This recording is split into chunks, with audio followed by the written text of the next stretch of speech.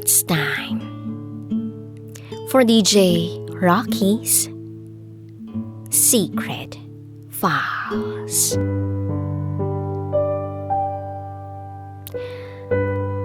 Kung sinabi mo lang sana sa akin na may nararamdaman kang kakaiba, edi sana kapiling pa rin kita hanggang ngayon.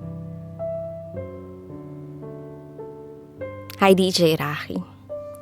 I'm a silent listener.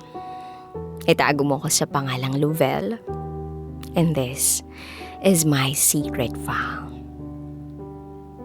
Year 2005, nang magkakilala kami ni Arnel. Nagtatrabaho siya noon sa isang kilalang hotel sa Makati. Habang ako naman ay nagtatrabaho sa isang restaurant sa Makati rin. Naging kami nung taong yun. At naging masaya yung pagiging magkasintahan namin na para bang matagal-tagal na kaming magkakilala. Hindi pa lumilipas ang isang taon, itinanggap niya yung alok sa kanya na magtrabaho sa ibang bansa bilang seaman sa cruise ship, kung saan labag sa kalooban ko kasi nga sabi nila lahat daw na nagbabarko lapitin sa tukso. Labag man sa kalooban ko pero pinayagan ko pa rin siya para sa future namin. Sumugal ako kahit wala akong kasiguraduhan na babalik pa siya sa akin pagkatapos ng 8 buwan. Ang pinanghawakan ko lang ay ang pangako niyang babalikan niya ako at trabaho lang yung gagawin niya dun. Tandang-tanda ko pa nga, ang dami na naming plano para sa November 5, 2006 kasi birthday ko yun. Pero hindi na natuloy. Dahil sa hindi inaasahang pagkakataon biglang tumawag ang kumpanya niya at pinapaalis na siya ng October 26. Punong-puno ng kalungkutan at hinagpis nung araw na yun kasi hindi ako sanay na wala siya sa tabi ko . Akala ko malakas din ang loob niya na umalis ng bansa. Pero kitang-kita ko sa itsura niya ang labis na kalungkutan nung iwanan niya ako. Kasabay ng pag-alis niya ay ang paglipat ko sa panibago kong trabaho sa Intramuros. Everything went smooth. Pati ang relasyon ng pamilya niya sa pamilya ko. Dahil sobrang open namin sa isa't isa. Nagpakabisi ako sa pagtatrabaho para mabaling ang atensyon ko. Isa rin sa pinanghuhugutan ko ng lakas sa iyong pamilya niya na laging nakasuporta sa amin noong mga panahong yun. Lumipas ang mahigit 8 buwan. Nakauwi siya ng maayos. Pinatunayan niya ang pangako niya sa akin na babalik siya ng buong buo. Sobrang saya namin ng mga panahong yun. Halos hindi na kami mapaghiwalay nung umuwi siya. Sa kanila na ako umuwi. Kahit napakalapit lang ng dorm naming magkakapatid sa workplace ko. Nagtsatsaga siyang sunduin ako sa trabaho ko at hindi alintana sa akin ang pagod at puyat na umuwi sa kanila. Magkasama lang kami. Yun din ang pakiusap niya kasi 2 buwan lang daw ang bakasyon niya para masulit namin ang pagsasama namin. Nalaman ng nanay ko yun at labag sa kagustuhan niya ang pagtulog ko sa kanila nang hindi pa kami kasal. Sobrang higpit kasi ng nanay ko.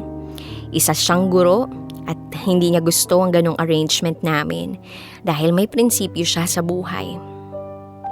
Pinagsawalang bahala namin ang gustong mangyari ng nanay ko kahit galit na galit siya sa amin.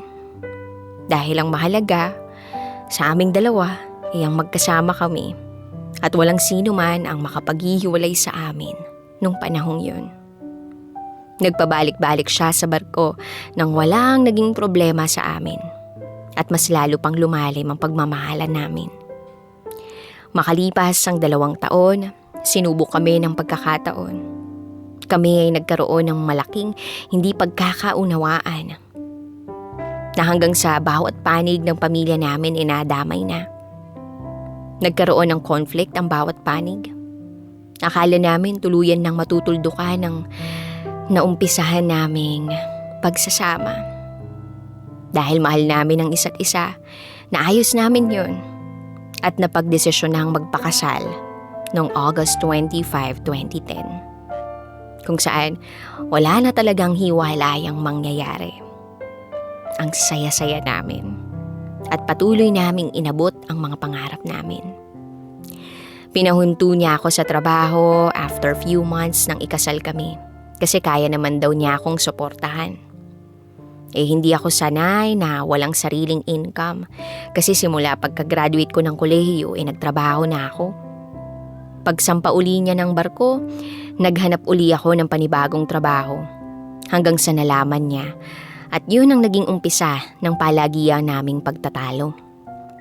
Pinauwi niya ako sa probinsya namin sa Pangasinan. Kaya sinunod ko na lang ang kagustuhan niya. Tapos, ayun, hindi kami biniyayaan ng supling. Pero hindi yun big deal sa amin. Lalong-lalo na sa kanya. Hindi niya ako iniwan at hindi niya ako ipinagpalit. Bagkus ay mas minahal pa niya ako ng sobra-sobra. Gaya ng pagmamahal ko sa kanya. Ramdam na ramdam ko kung paano siya labis na mag-alala sa akin tuwing masama ang pakiramdam ko. Kahit ulo ko lang naman ang madalas na sumakit kasi kabisado niya ng sakit ko na low blood. Na kahit nasa barko siya, hindi siya nakakalimot ipaalala ang mga gamot ko na dapat bilhin at inumin. Sabi ko nga, wag niya akong intindihin. Basta pagtuunan lang niya ng pansin ang sarili niya habang nasa malayo siya. Dahil wala ako na mag-aalaga sa kanya. Lalo na't diabetic siya. Sobrang swerte ko sa asawa ko. Wala akong masabi kasi napakabait niya, napakamapagbigay, napakamapagmahal, at napakamapag-aruga. Nasa kanya na lahat ng kabutihang taglay ng isang mabuting asawa. Then just last year, kabilang ang company nila na pansamantalang tumigil ang operasyon dahil sa pandemya. Kasi walang pasahero at sarado lahat ang puerto. Umuwi siya sa probinsya namin sa Pangasinan, sa bahay ng parents ko, kung saan ako namamalagi habang nasa barko siya.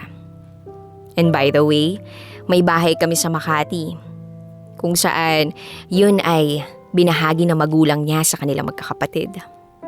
Namuhay kami ng payapa at masaya dito sa Pangasinan, kung saan halos mama ko ang bumuhay at sumuporta sa amin.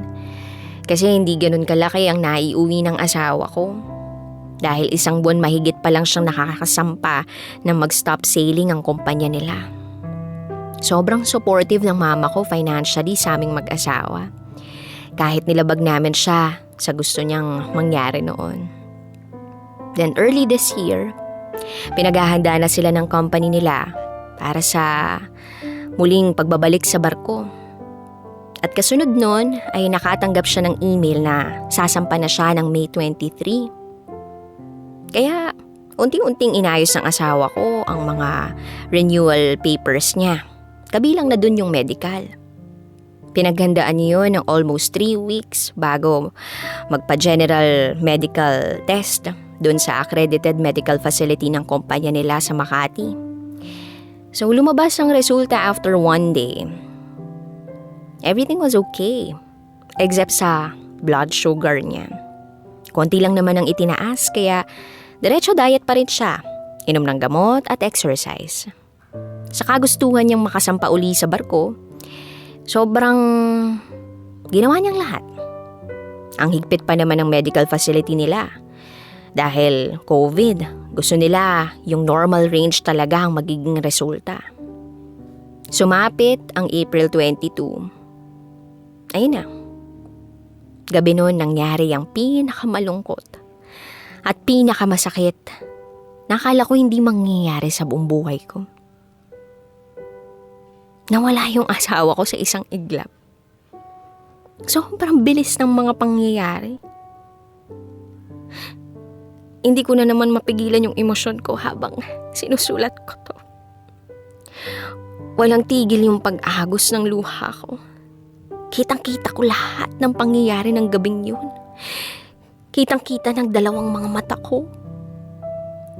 Nung nag-seizure yung asawa ko. Tinakbo namin siya agad sa ospital pero wala na talaga. Halos masiraan ako ng bait ng gabing yun. Nang sabihin ng doktor na dead on arrival ang asawa ko, Pero ginawa pa rin nilang i-revive siya, kaya lang wala na talaga. Wala na akong kakampi sa lahat. Wala na ang numero kong supporter sa lahat na problema ko. Wala akong karamay sa lahat ng bagay. Iniwan na talaga ako ng pinakamamahal kong asawa. Kung sino pa talaga yung tunay na nagmamahalan, sila pa yung pinag-ihiwalay. Kung sino pa yung taong napakabait, siya pa yung maagang kinukuha. Durog na durog yung puso ko sa sobrang sakit. Walang katumbas sa sakit.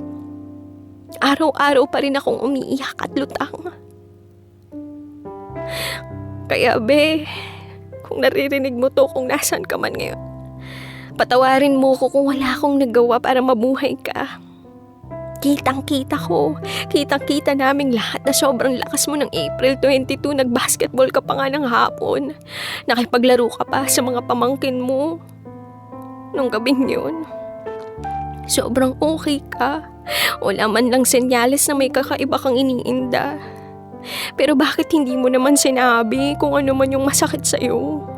At kung may nararamdaman kang kakaiba, para nagawan ko sana ng paraan, di sana magkasama pa tayo ngayon. Sobra-sobra yung pag-aalala mo sa akin pag masama yung pakiramdam ko. Kahit nasa barko ka.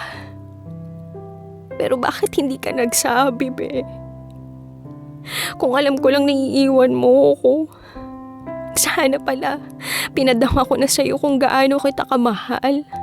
Habang yakap kita ng mahigpit. Kahit alam mo naman kung gaano kita kamahal. Sobrang sakit, Mahal na mahal kita ng higit pa sa tunay na kahulugan ng salitang mahal. At hindi kita makakalimutan.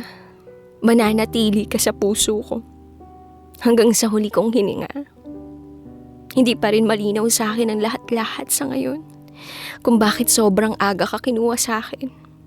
Pero alam kong may plano ang Diyos. Hanggang dito na lang po, DJ Rocky. Muli, ako si Lovelle at ito ang aking secret file.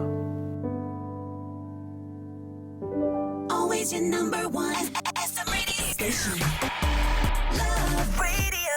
Kabisyo, nakarelate ka ba sa secret file na binasa ko? Kung nakarelate ka, mag-subscribe ka na dito sa aming YouTube channel at pindutin mo na rin ang notification bell para updated ka sa mga susunod na episodes ng DJ Rocky Secret File.